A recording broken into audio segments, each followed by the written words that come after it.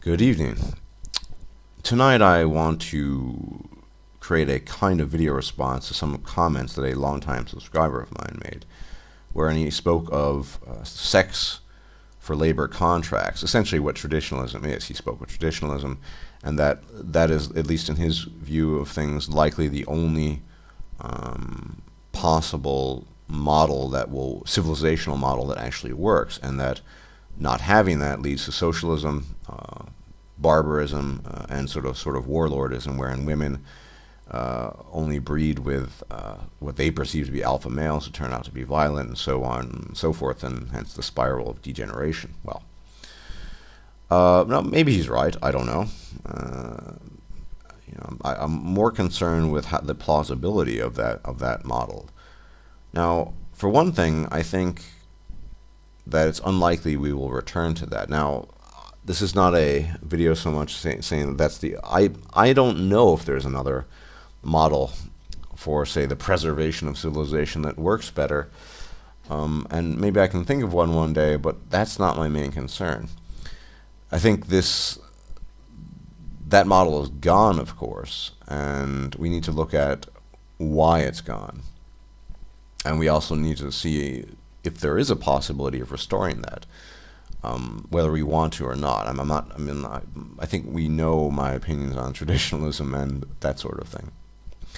Well, let's look at the roots or some aspects of old school traditionalism. Sex for contracts, basically, women giving their sex and reproductive resources for male labor.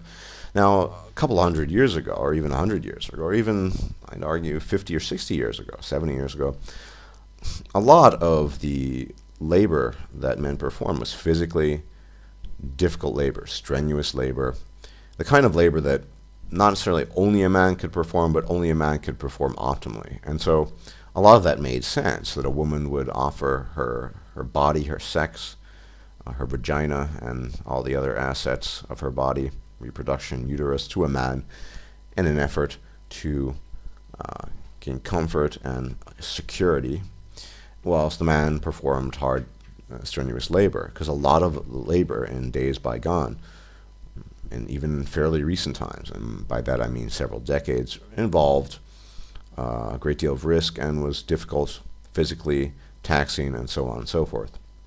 Now, it's not to say that today such jobs don't exist. After all, they do. You never see women working in oil rigs, at least not to my knowledge. And you don't see women working in coal or diamond mines, not to my knowledge. And the term garbage woman is an oxymoron. And why is it an oxymoron? Because we never see women who are garbage people, garbage persons working in sanitation. That's a pretty difficult job, or it's a dirty job at least. They don't want to do it. Female plumbers, very rare as well, and so on and so forth. So there's a whole range of labor jobs on the market that are still pretty labor intensive, and not pencil pushing, button pushing. Having said that, I have gone on record for saying that technology has really changed the landscape, and that mechanization has really just transformed society. With that said, it's easy to observe that a great deal of jobs, many jobs, do not require strenuous physical labor and can be performed by both men and women. Now, let me differentiate between requiring and wanting. So if I say certain jobs does not require male labor, it doesn't mean that women want to do it. So let's just have that preface everything I'm saying now with that statement, sort of as a caveat emptor, let the buyer beware. Well, so a lot of jobs don't require male labor, to learn how to work a computer, to learn different coding languages for computers, to be a fashion designer. There's really almost endless list of jobs that don't require strenuous physical labor that can be performed, not necessarily want to, but can be performed by both men and women. So a lot of the traditionalist model was built on a system that is simply no longer intact because of mechanization and technological transformation on a global scale. It's, in that sense, irretrievable, if only for that reason. Now, of course, like I said, we need to distinguish between what women could do or can do, what's required, and what they want. Now, it might be that a woman could, I don't know, be a budget manager. To cite a good example, my friend, who is the head of, or one of the most important people in the Rhode Island Budgetary Office. I mean, he has a lot of responsibility. If he messes up, a lot of things fall apart. Now, there's nothing to say that a woman could do that. Sure, would she want to? Can most women, or would most women have the wherewithal? Well, the mental faculties. I've mentioned genetics before, but I mean, most women are not going to want to do that. So, but there are still many jobs that don't require physical labor that women can do. And so men no longer have a monopoly in that sense on the labor market. If only because, like I said, there is that option to do other kinds. Not every job is like working in a mine. Not every job is like working on an oil rig. Possibly one of the most strenuous, dangerous jobs out there is working on an oil rig. It pays really well too, for those reasons. But so a lot of the older model of traditionalism was built on, well, male labor performing certain tasks that, well, only or almost exclusively most men could perform, whereas women would have been much less effective at it, if not completely ineffective. So mechanization, which of course has been brought about by men's innovations and their own ingenuity and invention, well, has changed everything. It's made people's lives, specifically women's lives, much, much easier. So there's that aspect of traditionalism, which, even if it is the only civilizational model, it would not, is unlikely to return because of that. Now, I disagree with a subscriber, the sense that socialism, the sort of socialized Western state as we have now, will lead to a return to traditionalism wherein mostly men would be the ones who want to enter into sex contracts. I don't think women would want to these days, and I'll get into that in a second. Because of the mechanization, because of the level of technology, the idea that once socialism or socialized systems of government fall apart, we would be forced back into a labor provision for sex resource kind of system is unlikely, because that system, as I said, is predicated to a large extent on a kind of labor market that has been transformed to the nth degree by technology. So what we really would need, if we really want to bring back that delectable system, is a system, well, where something that just destroys everything, where maybe a nuclear fallout. Anyone play the series Fallout by Bethesda, you know what I'm talking about. That kind of system where everything's just destroyed.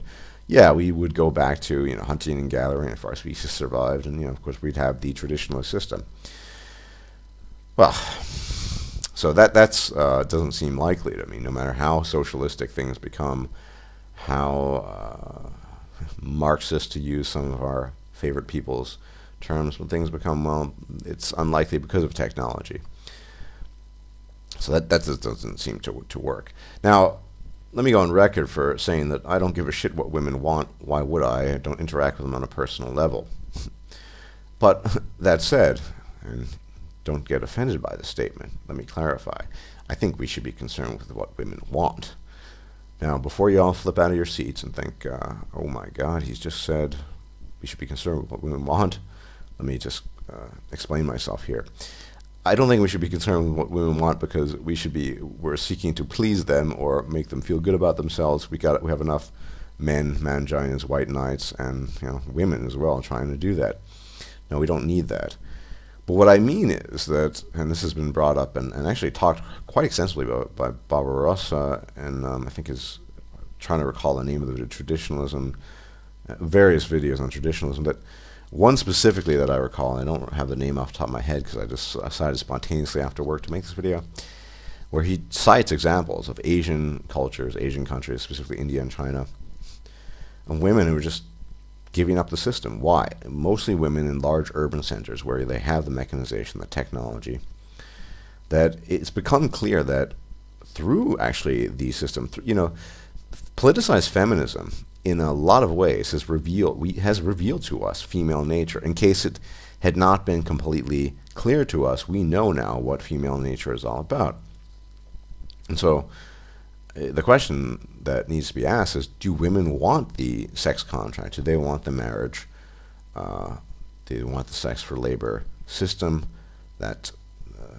Do they want the traditionalist setup? Well, some do, obviously. I mean, we have interacted, we've heard from even a few of my subscribers are traditionalist women, believe it or not.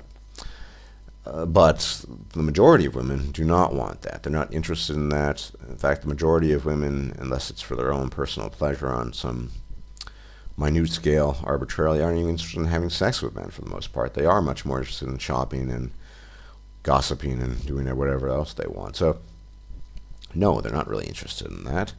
That's why we should be concerned with what women want. So unless you want to force women at gunpoint, and I don't want to do that and can't endorse that for obvious reasons, it's a no-brainer, for them to enter into sex for resource contracts, I just don't see it happening. Women don't want that anymore.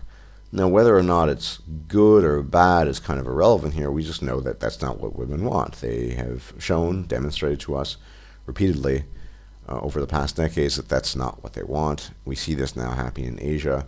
Women all over the world don't want that setup.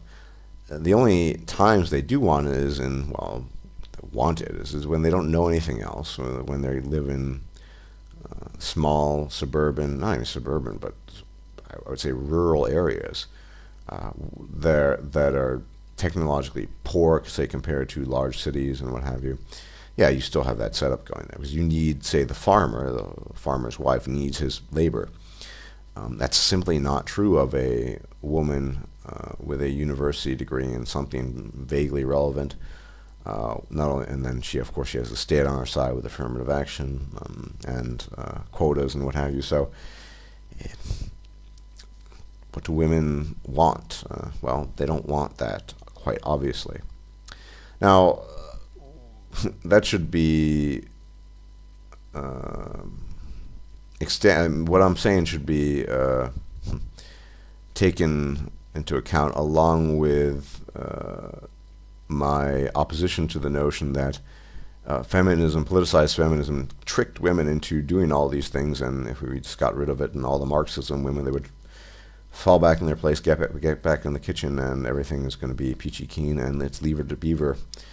The golden age utopia will be ushered in. Well, no. It seems terribly implausible to me that women were conned into feminism, or even the ones who weren't active feminists. They did not reject the gifts, if you want to term it as such, that politicized feminism, had bestowed upon them. So, no, it does not appear, ostensibly at least, that women are as a whole are interested in sex for resources contracts. Now, they might want to steal men's money, a lot of them do, but they don't want to work or live within the confines of that contract. Otherwise, there wouldn't be no-fault divorce. Otherwise, women would just shut up and put out because the man was bringing home the bacon. And, well, that's just not the case anymore. Another reason why it's highly unlikely that this system is going to come back, that in course conjunction and combination with a great deal of technology we have these days, a lot of that just doesn't work. So, yeah, sure, it leads to a more barbaric state, I guess, a state of affairs for civilization and society, and, because women will choose to breed with men who, probably aren't the most optimal gene carriers in the sense of contributing to civilization and society, if you think that's important. But I also am concerned with, one thing that's always concerned me with the traditionalist mindset or setup is that traditionalism at its heart, along with conservatism, is really about hierarchy and conformity, in my opinion. Now, despite what some people might claim, that it's about being an individual and individuality, it's not. After all, being conservative, being a traditionalist means adhering to what time-honored traditions, that which has, I guess, been functional in the past, and is sought to be preserved in the present. There's nothing defiant about that. It's, if anything, it's more conformist than just about any system I can think of.